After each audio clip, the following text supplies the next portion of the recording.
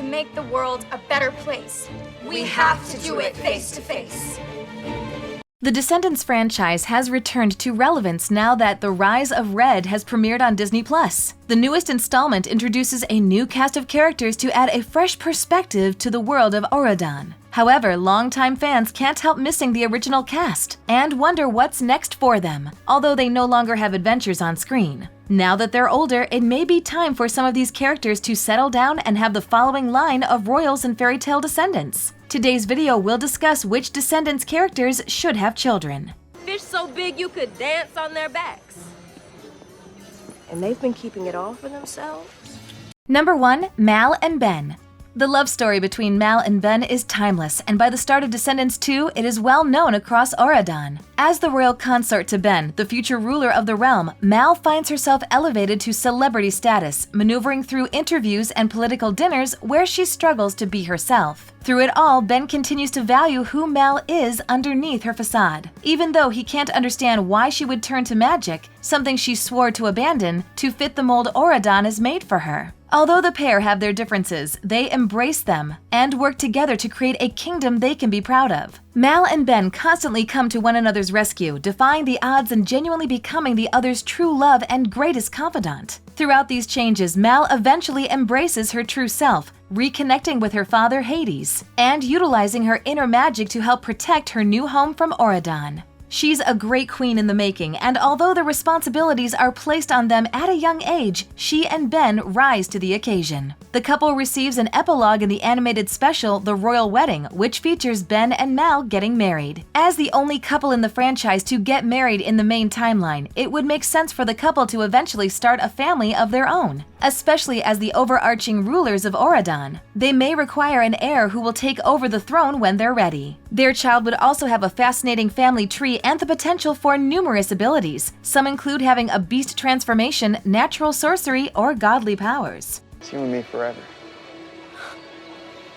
Will you marry me? Will you be my queen? Number 2. Evie and Doug.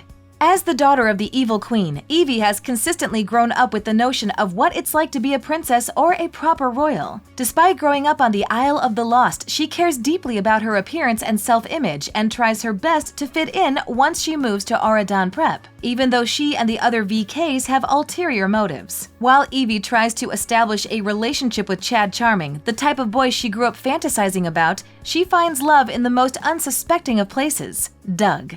Doug, the son of Dopey, one of the 7 dwarves, and Evie share a fairy tale connection. Although their parents are on opposite sides of Snow White's happy ending, they still find common ground and a genuine connection not based on superficial elements, like Evie's encounter with Chad. By the start of Descendants 3, the couple is in a committed and comfortable relationship, appearing much more mature and relaxed about what they want in their future. One of the film's minor conflicts revolves around Evie and Doug's relationship, but not because they're at odds or find themselves on opposite ends of a moral conflict. After Audrey spells the people of Auradon into sleep, Evie believes she can wake Doug with true love's kiss. However, she worries that Doug doesn't love her, meaning the kiss won't work. She sings through her fears, supported by Mal and Uma, until she finds the courage to kiss Doug. Naturally, it works, showing that they are one another's true love, meaning that they likely have a long future ahead of them, including a family of their own.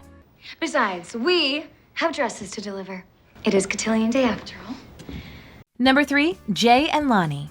The potential romance between Jay, one of the franchise's beloved VKs, and the daughter of Mulan, Lonnie, felt short-lived when they had the chance to share the screen in Descendants 2. The second film shows everyone adapting to their new lives at Auradon Prep, some with more success than others. Jay puts all his energy into the Swords and Shields team, eventually becoming the captain of the all-male group. However, even he can't deny Lonnie's sword fighting and martial arts skills that she showcases throughout the film. Lonnie follows in her mother's footsteps and is ambitious to join the Swords and Shields team. Because of this, she keeps tabs on Jay, which leads her to learn about Ben being on the Isle of the Lost. She uses the information to blackmail Jay and Carlos into taking her on their rescue mission, and plays an integral part in keeping Uma's pirate crew at bay. Recognizing Lonnie's talent and bravery, Jay can't help but take an interest in her. He also bends their school's rules, allowing her to become captain of the Swords and Shields team in his place. Lonnie doesn't appear in Descendants 3, meaning her prospective romance with Jay doesn't have the opportunity to build throughout the film. However, a time skip occurs between the third and fourth films, where Jay and Lonnie could reconnect and explore where their relationship goes. Now that the original characters are adults,